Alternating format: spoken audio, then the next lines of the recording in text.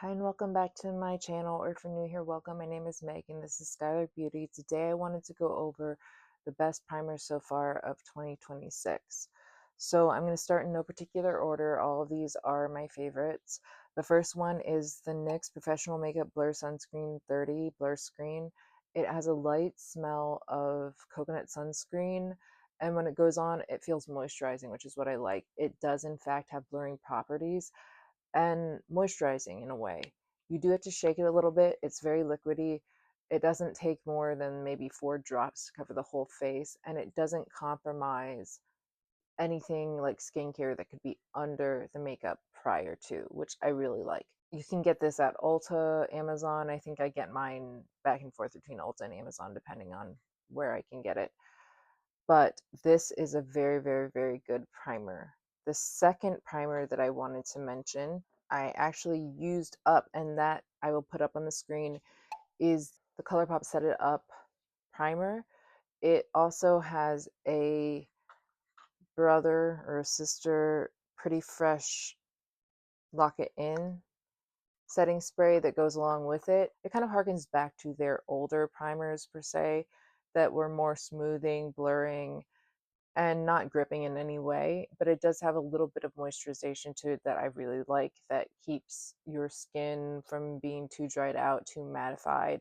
So if you have really, really, really oily of a complexion, I wouldn't necessarily suggest it for you. But if you do have a normal to dry complexion, I think it would be very good in the fact that it has similar blurring properties to this. They're actually quite similar. I would say that the Colourpop primer is a little less moisturizing, but regardless, it's still just as effective as far as longevity of makeup is concerned and helping with that. I would say that they are on par with each other as far as blurring properties and as far as helping to extend the wear of makeup.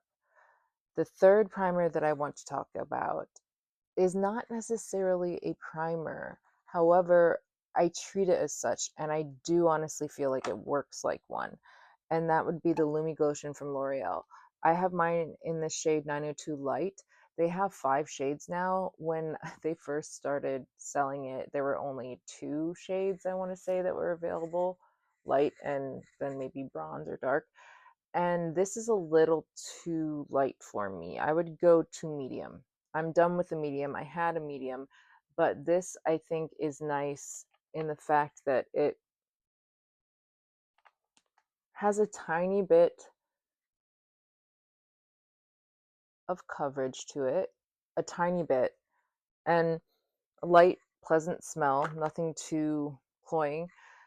But what I like about it is that it is like a glotion. It's a lotion. It really does moisturize, but it isn't in an oily way at all. It's a lotion. It's kind of like a gel, really sets in, leaves a nice luminosity, no sparkles, just a nice luminosity that can really shine through a sheer to medium coverage foundation. So I really do like it for that reason exactly. So if I'm reaching for a medium coverage foundation, even sometimes full, like the Superstay, for example, which I'll bring up in another video, you can still see it shine through that, and I love that about it. It's just so versatile. And if you don't feel like putting a primer on top of your SPF and your moisturizer and everything else, it's really good because it's not finicky in that way. You can just put it on like a moisturizer and count on it helping to increase the longevity of your makeup. So it's kind of a 2-in-1 type of thing. The last 2 primers are, in fact, the NYX the face glue that looks like a little Elmer's glue bottle. It's adorable. Don't be fooled by its little size though. It is a full ounce. It comes out white. Don't be fooled, and rather thick. And it does look like glue, in fact. And it dries down kind of like glues, where there is a little bit of a tack. No discernible smell to it, but you want to put a decent layer on your face. That's my 3rd bottle, but that's also because I like putting heavy amounts of makeup on my face. I just do.